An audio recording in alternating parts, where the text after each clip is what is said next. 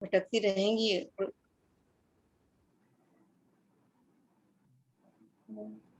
उनकी आत्माएं इस तरह से भटकती रहती हैं। तो ये भी एक बहुत बड़ा कारण है। इसी संदर्भ में आपने ये बताया था कि क्योंकि इस तरह से कुल में बुजुर्गों का और इस तरह से मनुष्यों का, वयोवृद्धों का और ज्ञानियों का रहना बहुत आवश्यक है, ताकि बच्चे और माताएं, जो स्त्रियां हैं, वे सुरक्षित और नैतिक कार्य में प्रवृत्त होती रहें और परंपराएं बनी रहें। इसके साथ ही आपने ऋणों की भी चर्चा की थी और ये भी बताया था कि इसीलिए ना मनुष्य में स्त्री और पुरुष, ये शारीरिक और मानसिक दृष्टि से दोनों की संरचनाएं भिन्न हैं और इनके कार्य भी भिन्न हैं, जिनका हमें पालन करते रहना चाहिए। और पितृ ऋण के संदर्भ में ही आपने बताया थी कि 5 प्रकार के ऋण होते हैं मनुष्य के जीवन में जन्म लेते ही।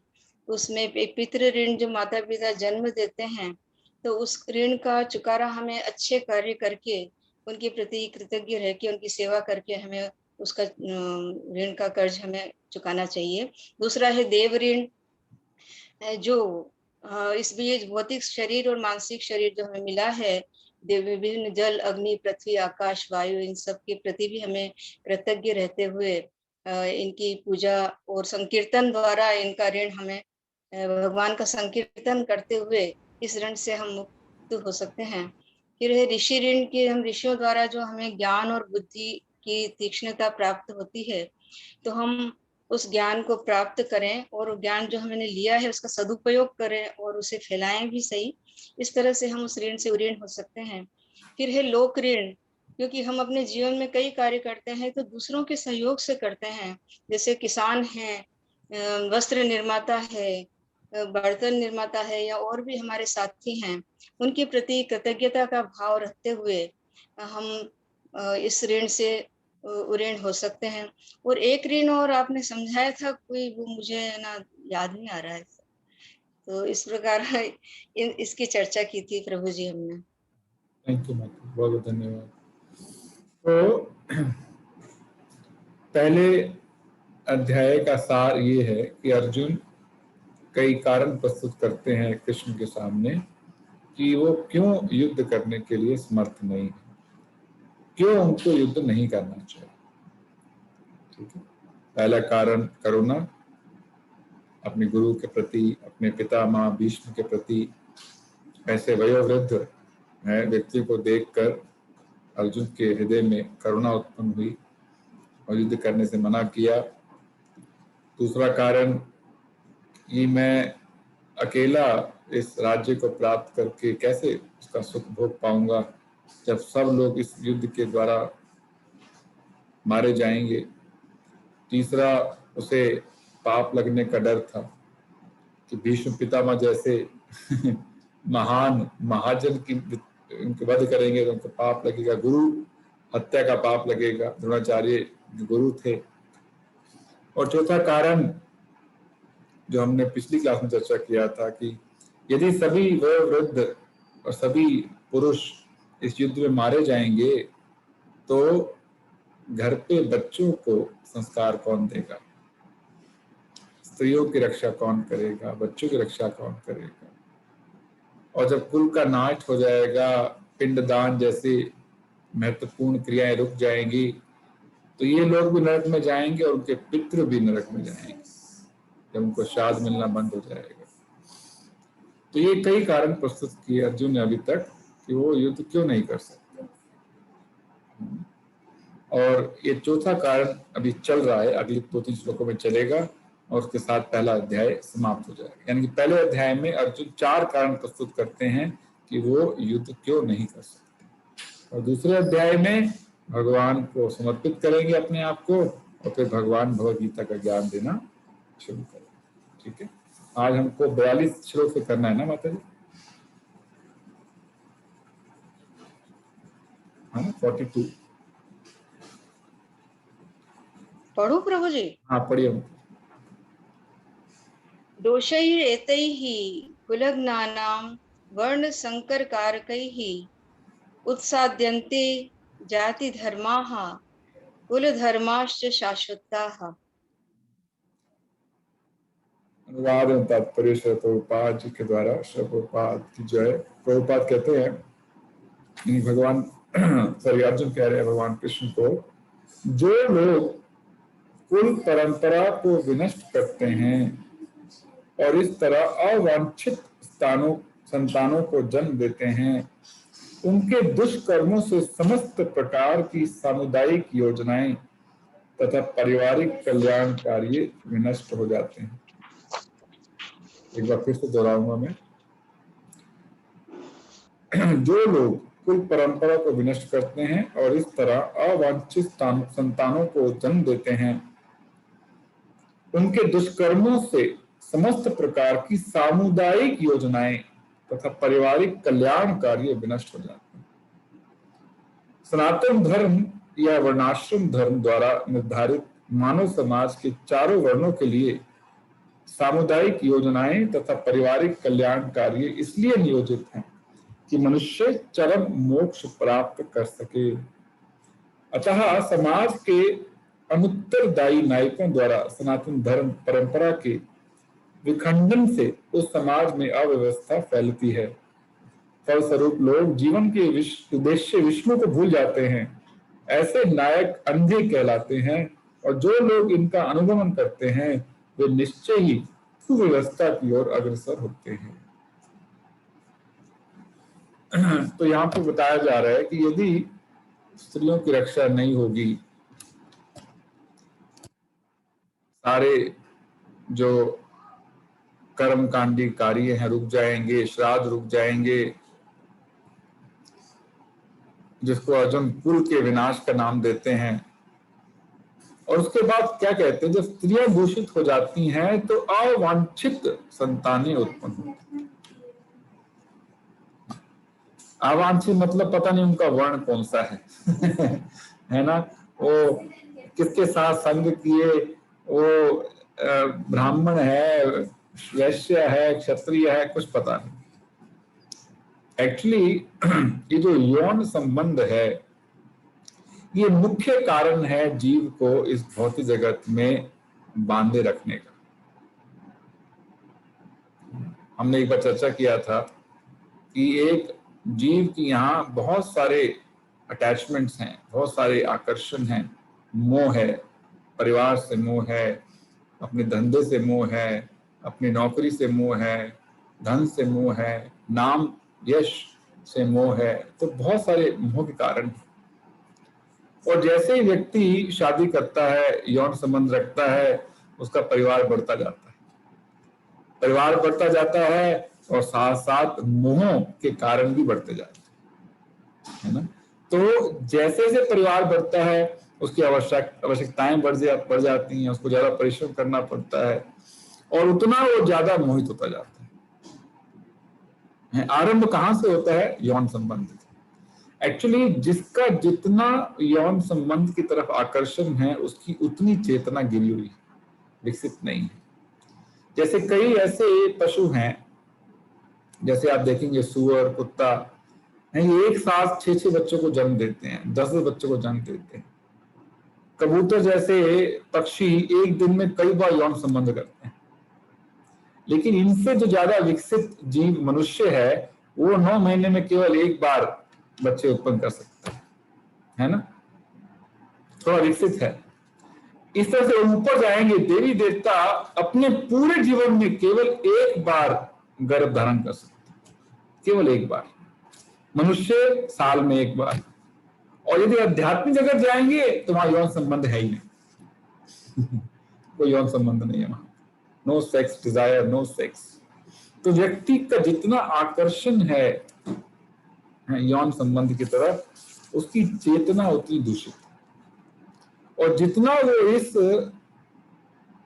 बंधन से छूटता है उतना उसकी चेतना आध्यात्मिक ज्ञान को प्राप्त करने के लिए योग्य होती है, अन्यथा बहुत मुश्किल। ये समझना चाहिए। पहले परिवारों में जब पति पत्नी विवाह करते थे उसके बाद गर्भ धारण संस्कार हुआ करता था। यानी कि गर्भ धारण करने से पहले बहुत तपस्या पति और पत्नी करते थे। किसी को मालूम है गर्भ धारण संस्कार में क्या तपस्या करते थे, क्यों करते थे? किसी को पता? आप सब बुजुर्ग हैं, आपके समय तो होता होगा ये सब। कभी आपने देखा है गर्भ धारण संस्कार क्या अर्थ होता है इसका? किसी को मालूम है? हाथ खड़ा कीजिए, मैं फिर बताऊंगा, आप हाथ को अनम्यूट कर सकते हैं। यस दया माता जी, आप बोलिए। प्रभु जी, पहले पढ़ा था कि इसके लिए उचित समय, उचित स्थान और उचित मुहूर्त और इस तरह से नियत किए जाते थे, और कुल की परंपरा के बढ़ाने के लिए ही विवाह करके और ये गर्भाधान संस्कार का आयोजन किया जाता था। कल मैं भागवत पुराण पढ़ रही थी, तो उसमें देवहूति और कर्दम ऋषि के बारे में पढ़ रही थी, तो वो उन लोगों ने, कर्दम ऋषि ने एक नए लोक की रचना की उस समय अपने महात्म्य से, और उसमें वे देवहूति को लेकर के गए और फिर वहां विचरण करवाने के बाद उस तरह का मानस बना के फिर वे वापस आए आश्रम में, और फिर उन्होंने गर्भाधान संस्कार का आयोजन किया। यस, तो गर्भधारण संस्कारण का अर्थ ये है कि कुछ विधियों का पालन करके अच्छा भाव उत्पन्न किया जाए और सही समय पर यौन संबंध करके एक शुद्ध आत्मा को का आह्वान किया जाए, एक शुद्ध आत्मा को निमंत्रण दिया जाए ताकि वो पत्नी के गर्भ में आके स्थान ग्रहण करे। जैसे इस्कॉन में कई जो भक्त पति पत्नी जो बहुत सीरियस हैं इसको लेकर के, उनके घर पे एक भक्त बच्चा उत्पन्न होना चाहिए, पैदा होना चाहिए, वो संबंध रखने से पहले हर रोज कम से कम 50-50 माला करते हैं, यानी कि अपने भाव को एकदम कृष्ण भावनामृत बनाते हैं और सही समय पे सही मुहूर्त में जाके वो यौन संबंध करते हैं ताकि एक शुद्ध आत्मा जो है पत्नी के गर्भ में प्रवेश करे। यदि गर्भ धारण संस्कार नहीं किया जाता है तो कोई दुष्ट आत्मा जो है वो स्त्री के गर्भ में प्रवेश करती है। तो जब यहाँ बताया गया है कि स्त्रियां दूषित हो जाएंगी तो कौन गर्भ धारण संस्कार करेगा? केवल एक शारीरिक भोग के लिए जो है स्त्री और पुरुष यौन संबंध रखेंगे, समय की परवाह नहीं करेंगे, भाव क्या होने उसकी परवाह नहीं करेंगे, उससे सारी अवांछित संतानें उत्पन्न हो जाएंगी, जिसके सारे समाज में जो है क्या सुव्यवस्था समाप्त हो जाएगी, सब कुछ क्योटिक हो जाएगा। एक वर्णन आता है कि जब कश्यप और दिति सुना होगा आपने, कश्यप की 2 पत्नियां थी, दिति और अदिति। दिति के गर्भ से सब दैत्य उत्पन्न हुए, अदिति के गर्भ से सब देवी देवता उत्पन्न हुए। तो एक बार कश्यप शाम के समय, संध्या के समय अपनी साधना कर रहे थे और दिति के मन में शारीरिक भोग की भावना उत्पन्न। जब उनके पति साधना कर रहे हैं उनके पास गई, बोली मुझे अभी यौन संबंध करना है। कश्यप उन्हें समझाने का प्रयास किया, ये समय उपयुक्त नहीं है, इस समय शिव जी अपने जो उनके फॉलोअर्स हैं भूत प्रेत उनको लेके घूमते रहते हैं, ये समय नहीं है इस कार्य के लिए। लेकिन अपना दिति के हृदय में ये भावना इतनी तीव्र थी कि उन्होंने जिद किया, शी इंसिस्टेड। तो कश्यप मुनि ने हार कर यौन संबंध किया, और क्योंकि वो समय उपयुक्त नहीं था, भाव भी उपयुक्त नहीं था, है ना, काम से भरा हुआ भाव था, तो वो दिति के गर्भ में कौन उत्पन्न हुए पता है आपको? 2 राक्षस, हिरण्यकश्यपु और हिरण्याक्ष, ये 2 भाई जिन्होंने जन्म लेते ही पूरे संसार में आम तक फैलाना शुरू कर दिया। तो क्योंकि गर्भ धारण संस्कार नहीं हो रहा है आजकल के आधुनिक समाज में, इसलिए छोटे छोटे हिरण्यकश्यप पैदा हो रहे हैं है ना है, जिनको कोई ज्ञान नहीं है, कोई आध्यात्मिक ज्ञान नहीं मिलता है, केवल भोग विलासता का ज्ञान मिलता है स्कूल कॉलेज में, है किस तरह से शारीरिक इच्छाएं पूरी की जाए, मानसिक इच्छाएं पूरी की जाए, कैसे धन कमाया जाए, है ना, कैसे भौतिक कामनाओं की पूर्ति की जाए, केवल ये शिक्षा है। और ये असुरी शिक्षा है, असुरी भाव है ना, हिरण्यकशिपु और हिरण्याक्ष। तो इसलिए ये संस्कार एक गृहस्थ के जीवन में बहुत महत्वपूर्ण है। विवाह संस्कार, गर्भ धारण संस्कार, मृत्यु के समय संस्कार होता है, दाह संस्कार। ये संस्कार यदि नियम से नहीं किए जाए तो यह बताया गया है कि जिस लक्ष्य की प्राप्ति के लिए गृहस्थ आश्रम है वो लक्ष्य ही लोग भूल जाते है ना। जैसे जो वर्णाश्रम है, ब्रह्मचारी, गृहस्थ, वानप्रस्थ और संन्यास। वानप्रस्थ में आके एक मनुष्य को सारे सांसारिक बंधन तोड़ देने चाहिए और केवल भगवान के ऊपर ध्यान लगाना चाहिए, ताकि वो जीवन के चरम जो परम लक्ष्य है उसकी प्राप्ति कर सके। लेकिन लोग छोड़ना ही नहीं चाहते, है ना। इतना मोह है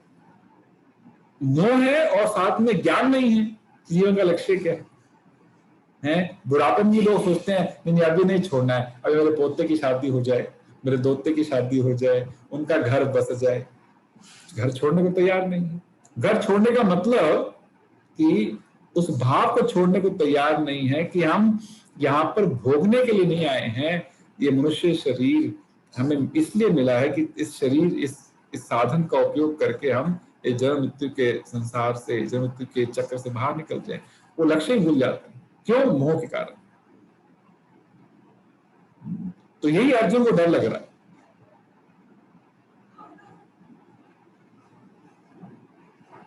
और वही व्यवस्था हम आज देखते हैं। आज समाज की कैसी अवस्था है बताइए मुझे, आप स्वयं बताइए, कितने लोगों को पता है संस्कारों के बारे में? किसी को पता नहीं। उनको बस पता है शादी करनी है, उदयपुर में करेंगे, किसी बढ़िया होटल में करेंगे, हैं, खूब खर्चा करेंगे, 2000 लोगों को बुलाएंगे, एक बैंड वालों को बुलाएंगे, खूब अच्छा गाना बजाना होगा और खूब अच्छा खाना पीना होगा और शादी करेंगे, बस, है ना। विवाह संस्कार, गर्भधारण संस्कार सब भूल चुके हैं। इसलिए जो है आजकल की जो जनरेशन है उनका झुकाव भगवान की तरफ नहीं है, क्योंकि बीज ही गलत आया है।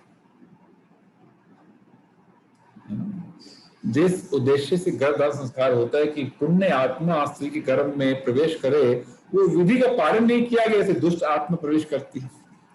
ऐसी दुष्ट की अपने माँ बाप की परवाह भी नहीं करते, छोड़ दो बाकी मोक्ष को तो बहुत दूर की बात है। तो ये अर्जुन को डर लग रहा है, बोलता मैं युद्ध नहीं करूंगा, मैं इतने बड़े समाज के विनाश का कारण नहीं बनना चाहता। कल को समाज में ऐसी कुव्यवस्था फैल जाएगी, ऐसा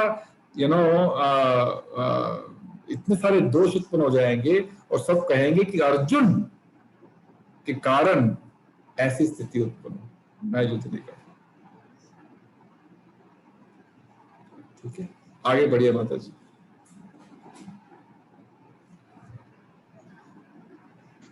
उत्सन्न कुल धर्माणाम मनुष्याणाम जनार्दन नरके नियतम वासु भवति अति अनुशुश्रुम। हे प्रजापालक कृष्ण, मैंने गुरु परंपरा से सुना है कि जो लोग कुल धर्म का विनाश करते हैं वे सदैव नरक में वास करते हैं। देखिए अर्जुन कह रहा है कि जो कुल के धर्म का विनाश करता है या विनाश करने का कारण बनता है, उसका एक ही गंतव्य है। वो क्या है? वो नरकगामी हो जाएगा, यानी कि उसको नरक का सामना करना पड़ेगा। आप सोचिए, चिंतन कीजिए, इस कलयुग के ज्यादातर लोग कहाँ जाने की तैयारी कर रहे हैं? नरक में। हर जाने की तैयारी। अज्ञान इतना फैल चुका है कि उनको पता नहीं कि नरक जैसी कोई चीज भी है, नरक जैसा तो कोई स्थान है, भगवत धाम, आध्यात्मिक जगत भी करके कोई चीज है,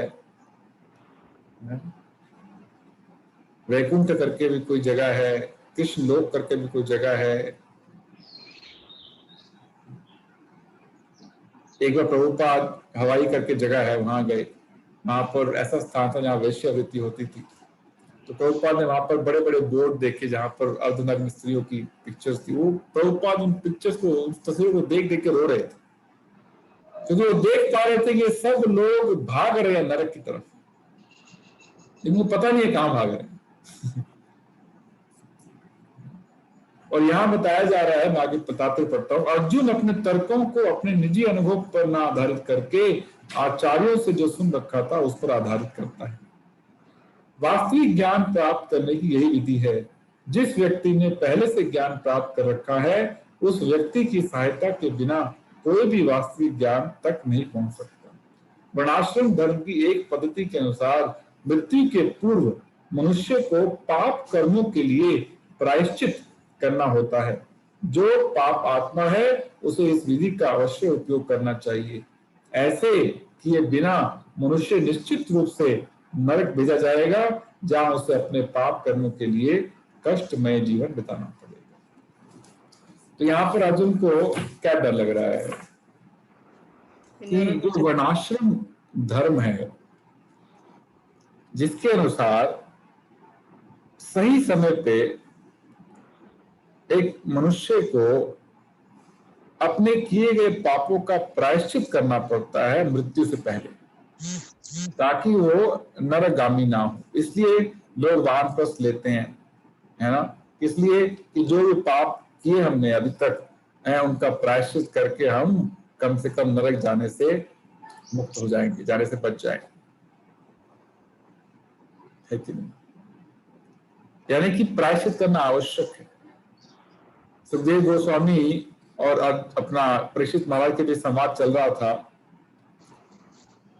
श्रीमद् भागवतम के 5वें स्कंद में सुखदेव गोस्वामी 28 तरह के नरकों का वर्णन करते हैं, जहां पर विभिन्न प्रकार की यातनाएं दी जाती हैं विभिन्न प्रकार के पाप कर्मों के लिए। और जब परीक्षित महाराज ये सुनते हैं तो उनके हृदय में बहुत करुणा उत्पन्न होती है। कहते हैं कि ये कलयुग का जो समाज है, इनको नरक जाने से कैसे बचाया जाए,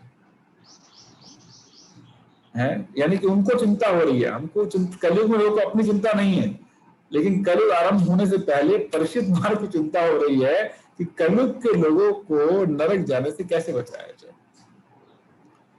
तो सुखदेव गोस्वामी ने कहा कि उनको प्रायश्चित करना पड़ेगा अपने पाप कर्मों का। लेकिन परीक्षित महाराज इस उत्तर से संतुष्ट नहीं हुए। उन्होंने कहा कि प्रायश्चित करने से पूर्ण लाभ प्राप्त नहीं होगा, क्योंकि प्रायश्चित करने के बाद वो जीव, क्योंकि उसके हृदय में पाप करने का जो प्रवृत्ति है अभी मौजूद है, वो फिर से पाप करेगा। जैसे लोग हरिद्वार जाते हैं गंगा स्नान करने के लिए, क्यों? पाप धोने के लिए। लेकिन हरिद्वार से वापस आते हैं फिर अपने उसी कार्यों में लग जाते हैं, है ना। सुखदेव गोस्वामी परीक्षित महाराज एक हाथी का उदाहरण देते हैं कि हाथी जिस तरह से है नदी में स्नान करता है, अपने शरीर के ऊपर जितनी भी मिट्टी है, धूल है, उसको निकालता है, लेकिन नदी से बाहर आने के बाद क्या करता है? अपनी सूंड में धूल लेता है और फिर से अपने ऊपर डालता है। तो कहते हैं जो प्रायश्चित की विधि है वैसी है, हाथी के स्नान की तरह है। तो कुछ पापों से मुक्त होगा लेकिन फिर पाप करेगा। जैसे आप देखें चर्चेज में हैं, जो वेस्टर्नर्स हैं, अमेरिकन हैं, वो हर फ्राइडे को जाते हैं, वहां पर जाके कन्फेस करते हैं। सुना आपने? कन्फेस करते हैं कि जीसस जो भी मैंने पाप किया उससे क्षमा करना, क्षमा मांगते हैं, कन्फेस करते हैं, और फिर मंडे से फिर वही पाप करते हैं। फिर फ्राइडे जाते हैं, फिर क्षमा मांगते हैं, फिर मंडे से फिर पाप करते हैं। तो ये जो विधि है वो जीव को नरक जाने से बचाने वाली नहीं है। तो उसके बाद सुखदेव गोस्वामी परीक्षित महाराज के इस उत्तर से बहुत प्रसन्न हुए। फिर उन्होंने बताया ऐसी विधि जिससे पाप भी नष्ट होते हैं और पाप करने की प्रवृत्ति भी नष्ट हो जाती है। केचित् केवल्य भक्तया वासुदेव परायण अघम धुन्वंती कास्येना निहारम एव भास्करा। कहते हैं सुखदेव गोस्वामी कि केवल कृष्ण की या विष्णु की भक्ति करने से, केचित केवल्य भक्तया, किसकी भक्ति? वासुदेव परायण, केवल भगवान कृष्ण की भक्ति करने से क्या होता है? अघम मतलब जितने भी पाप हैं, धुन्वंती धुल जाते हैं, कास्येना पूर्ण रूप से, यानी कि पाप और पाप करने की प्रवृत्ति कृष्ण की शरण लेने से दोनों समाप्त हो जाते हैं। कैसे समाप्त हो जाते हैं? अघम धुन्वंती कासेना निहारम एव भास्करा। जिस तरह से ओस की एक बूंद जैसे सूरज का प्रकाश आता है वो तुरंत गायब हो जाती है है ना? सूरज के निकलते ही सारी ओस खत्म हो जाती है। वैसे ही कृष्ण के हृदय में प्रवेश करते ही हृदय में जितने भी पाप करने की प्रवृत्तियां हैं और पाप हैं वो सब समाप्त हो जाते हैं। कृष्ण है सूर्य समा, माया है अंधकार, जहां रहे कृष्ण तार नहीं माया अधिकार। जहां कृष्ण है वहां माया नहीं रह सकती, वहां अंधकार नहीं रह सकता, वहां पाप नहीं रह सकता, पाप करने की प्रवृत्ति नहीं रह सकती। तो ये जवाब था। लेकिन यहाँ पर अर्जुन को डर लग रहा है कि यहाँ पर कौन प्रायश्चित करने वाला है? तो ज्ञान ही नहीं है। कौन भक्ति करने वाला है? ज्ञान ही नहीं है। ये सब लोग नरक जाएंगे क्योंकि वर्णाश्रम धर्म का पालन नहीं कर रहे हैं। सब भूल जाएंगे जीवन का लक्ष्य क्या है। सबको लगेगा जीवन का लक्ष्य मतलब खाओ पियो और केवल मौज मस्ती भोग वृत्ति केवल जीवन का लक्ष्य। तो ये अर्जुन की चिंता का विषय है। ऐसे देखा जाए लौकिक दृष्टि से अर्जुन जो विचार कर रहा है वो गलत नहीं है, है ना?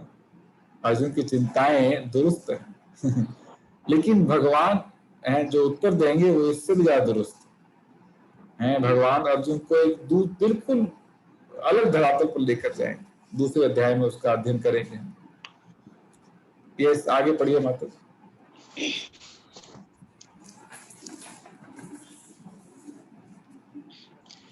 अहो बत महत् पापम कर्तुम व्यवसिता वयम यद राज्य सुख लोभेन हंतुम स्वजनम उद्यताः। ओह, कितने आश्चर्य की बात है कि हम सब जघन्य पाप करने के लिए उद्यत हो रहे हैं। राज्य सुख भोगने की इच्छा से प्रेरित होकर हम अपने ही संबंधियों को मारने पर तुले हैं।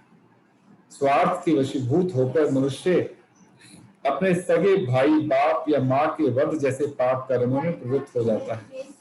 विश्व के इतिहास में ऐसे अनेक उदाहरण मिलते हैं, किंतु भगवान का साधु भक्त होने के कारण अर्जुन सदाचार के प्रति जागरूक है, अतः वह ऐसे कार्यों से बचने का प्रयत्न करता है। अभी देखिए, पहले के जमाने में कोर्ट कचहरी नहीं हुआ करते थे, होते थे क्या? आपको याद होगा, यदि आप किसी गांव में रहे हैं तो वहाँ एक बड़ी साधारण सी पंचायत होती थी। कोई झगड़ा हो तो पंचायत के सामने रखा जाता था। पंचायत जो बोलती थी वो सब स्वीकार करके वो झगड़ा समाप्त हो जाता। कोई लिखा पढ़ी नहीं, कोई वकील नहीं, कोई पेशी नहीं, कुछ नहीं, कोई जज नहीं, कुछ नहीं, है ना? अभी देखिए कोर्ट कचहरी जाइए आप, कैसे भरा रहता है? फाइल्स की फाइल्स है, पेशी पे पेशी, पेशी पेशी, और उसमें ज्यादातर जो कॉन्फ्लिक्ट्स हैं, झगड़े हैं, वो पारिवारिक झगड़े हैं, भाई भाई में, पिता पुत्र में, भाई बहन में। आप मानते हैं कि नहीं? यही अर्जुन की चिंता का विषय है कहते ये तो इनको तो परवाह नहीं है कि चलो भाई से युद्ध कर रहे, लेकिन मेरे को तो परवाह है। मैं केवल एक राज्य की भोग के लिए अपने भाइयों का वध नहीं कर सकता, अपने गुरु का वध नहीं कर सकता, भीष्म पितामह का वध नहीं कर सकता, केवल एक भौतिक सुख के लिए। आप देखिए आजकल भौतिक सुख के लिए भाई भाई को मारने को तैयार है। भाई भाई क्या, भाई अपने बेटा अपने पिता को मारने को तैयार। जैसे कंस ने अपने पिता को उठा के जेल में डाल दिया था है ना, उग्रसेन को उठा के जेल में डाल दिया था। क्यों? जब भोग प्रवृत्ति बहुत तीव्र हो जाती है तो लोग सब रिश्ते नाते भूल जाते।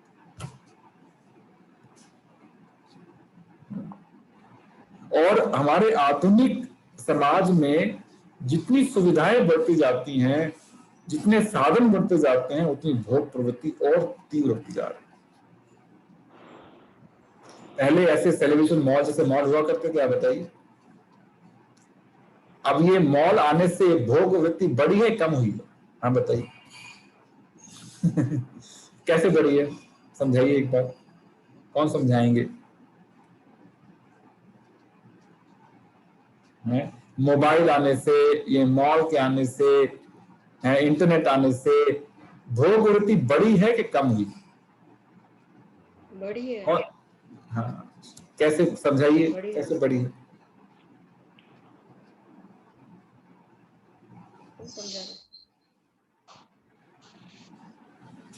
समझाइए कोई भी। कौन सा कोई समझा? यस तिवारी प्रभु। दंडवत प्रणाम प्रभु जी, सभी को दंडवत प्रणाम। प्रणाम। सबसे बड़ा कारण है कि यहाँ जो मनोरंजन के साधन हैं वो इतने निकृष्ट हैं कि उससे जो भोग की भावना है, अब आप मॉल में देखिए क्या है, या तो खाने पीने की वस्तुएं, पिज्जा, बर्गर, जिसको अपन कह सकते हैं कि प्याज, लहसुन, दारू, मांस, यही सारी चीजें हैं, या सिनेमा है, या फिर इस तरह के कपड़े लगते हैं जिससे आपको कोई माता बहनें पहनती हैं, बच्चे पहनते हैं, तो उसको देख करके आपको ऐसा लगता है, जो सेक्स की भावना आपको उत्पन्न होती है। खान पान रहना, मतलब from every point of view, आप जो आंखों से देखते हैं, जो श्रवण करते हैं, या जैसा बिहेव करते हैं, जिन लोगों के साथ खान पान, जैसा आपका, जैसा खावे अन्न वैसा होवे मन, तो मतलब आप जिस तरह का अन्न खाएंगे वैसा आपका मन होगा। लेकिन जब हम वहां देखते हैं कि सिर्फ सभी को ऐसा ही करते हुए देखते हैं कि जाना, दारू पीना, बियर पीना, फिर पिज्जा खाना, फिर सिनेमा जाना, फिर देखना, गांजा चरस पीना, ये सारी चीजें आज की तारीख में इस सब जगह है। आप आश्चर्य करेंगे, हमारे सामने पार्क है, एवरी सैटरडे संडे 5-7 लोग रात को 9-10 बजे आकर के बैठेंगे, और मैंने 1-2 बार उनको पकड़ भी लिया, उनको दिखाया, वो एकदम उसने छुपाया नीचे, मैंने उसको सूंघा, मैंने कहा बेटा क्या है, दिखाना मुझे। मैंने कहा बेटा ये मत करो, ये तुम्हारे माँ बाप रोएंगे, तुम तो रोगे। लेकिन अब उनको किया, हमने पुलिस को पकड़वाया, सारी ये सब चीजें लगी। लेकिन जो आज की जिस तरह पीढ़ी जा रही है, वो यही कारण है कि उनको वहां जाकर के, पारिवारिक स्थिति में अपन रहते थे, संयुक्त परिवार में अगर रहते थे, क्या खा रहे हैं, क्या पी रहे हैं, बाहर खाने का कुछ साधन मिलता नहीं था, तो घर में जो सात्विक भोजन बनता था, मिलता था, वही हम खा पी करके संतुष्ट हो जाते थे। पॉकेट मनी नहीं दे रहे हैं, वो वहां जा रहे हैं। ये सारी दुख की बात क्या है प्रभु जी, आपने बहुत अच्छे समझाया। दुख की बात क्या है कि आज का जो मनुष्य है, इसको बोलता है प्रगति, इसको बोलता है आधुनिक जीवन, है ना। ये दुख की बात है। यानी कि व्यक्ति ये भी भूल चुका है कि उसका हित क्या है और उसका अहित क्या है। ये भी ज्ञान नहीं है कि मेरे हित में क्या है, मेरे हित में क्या नहीं है।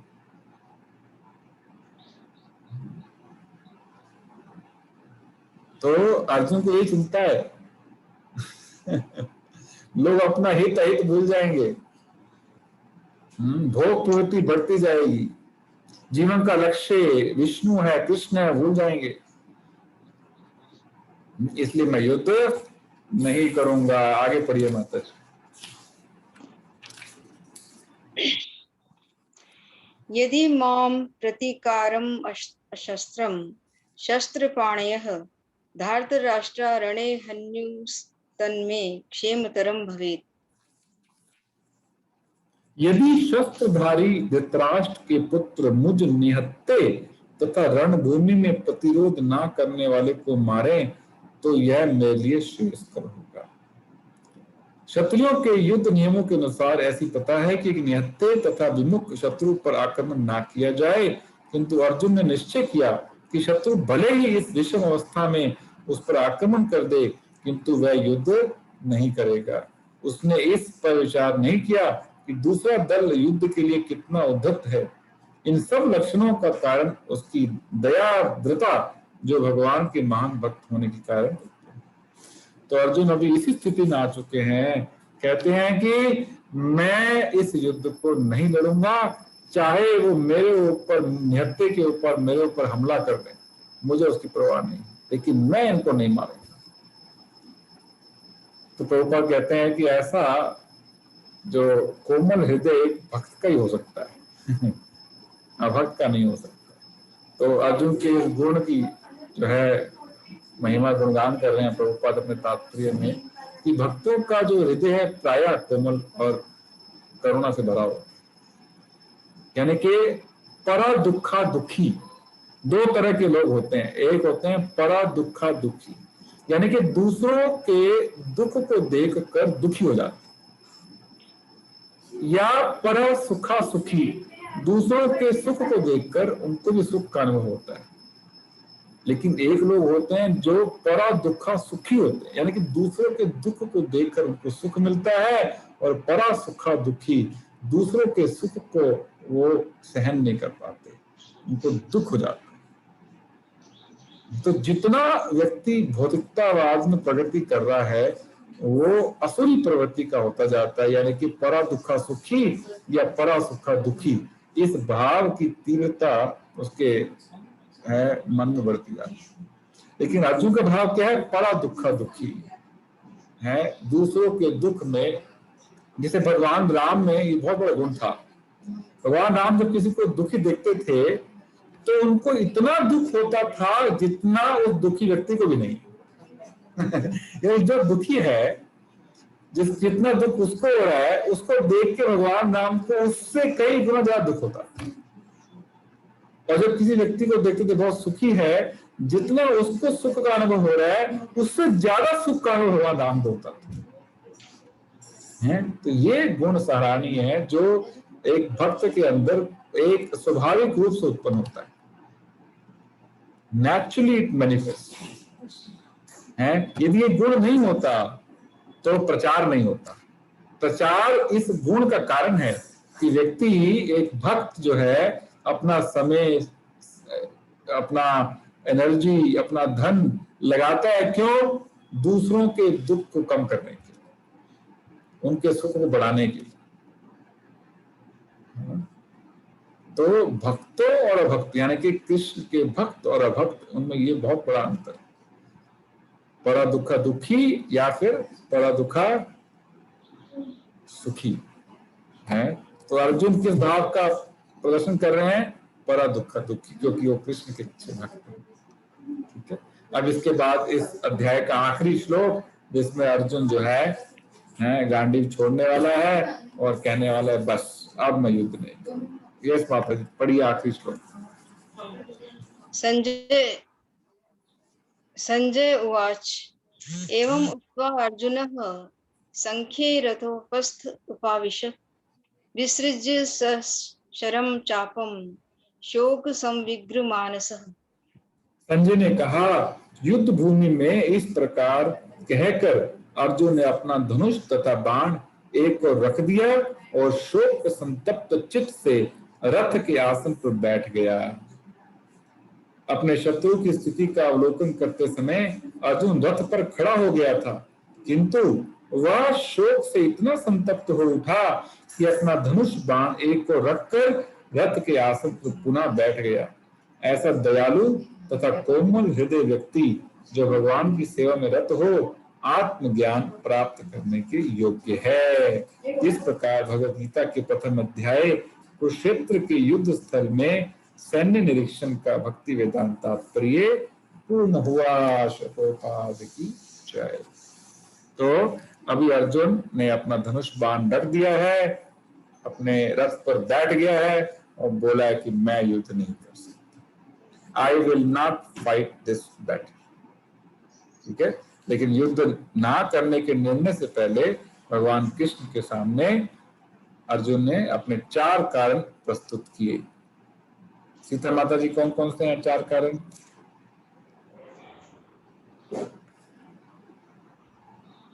एक तो अपने गुरुजनों को और पितामह को, गुरु हत्या का भी वो पाप नहीं करना चाहता था, अपने भीष्म पितामह का वध भी नहीं करना चाह रहा था।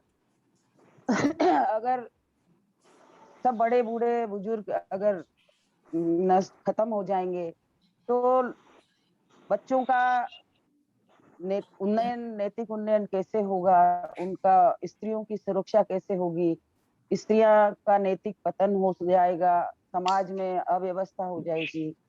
और दूसरा ये अर्जुन ने कहा कि ऐसे लोगों को मारने से मतलब उसका जो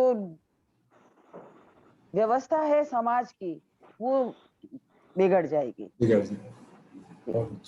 तो कुछ कारण अर्जुन ने दिए जिसका जो प्रभाव है वो इमीडिएट था, कुछ का प्रभाव जो कि दूर दृष्टि से अर्जुन देख रहे हैं आगे क्या हो सकता है, दूरगामी प्रभाव क्या होंगे, उन पर चिंतन करके भी अर्जुन ने युद्ध करने से मना कर दिया। ठीक है, तो यहाँ पर पहला अध्याय समाप्त होता है। मेरा आप सबसे निवेदन है कि हम पहला अध्याय के ऊपर एक छोटा सा क्विज रखेंगे अगले हफ्ते। ठीक है, तो आप सब एक बार प्रयास कीजिएगा पहला अध्याय पढ़ने का। बड़े सरल सरल प्रश्न होंगे ताकि पूरा रिवीजन हो जाए एक बार, है ना। तो पूरा पहला अध्याय समझ आ जाएगा अच्छे से, फिर हम दूसरा अध्याय अच्छे से समझ पाएंगे। ठीक है, तो पहला अध्याय पढ़ने का प्रयास कीजिए। ज्यादा श्लोक नहीं है, 40-42 श्लोक हैं, 5-5 श्लोक 6-6 श्लोक रोज पढ़ेंगे तो एक हफ्ते में हो जाएगा। और अगले हफ्ते में छोटा सा सरल सा एक क्विज रखेंगे ताकि पूरा अध्याय रिवाइज करें, तो उसके बाद दूसरा अध्याय शुरू करें। सबको स्वीकार्य है? बद्री प्रसाद प्रभु जी, कमलेश प्रभु जी, महेश प्रभु जी, बहुत अच्छा। और अब कोई किसी की जिज्ञासा या कोई प्रश्न है तो पूछ सकते हैं। यस तिवारी प्रभु जी।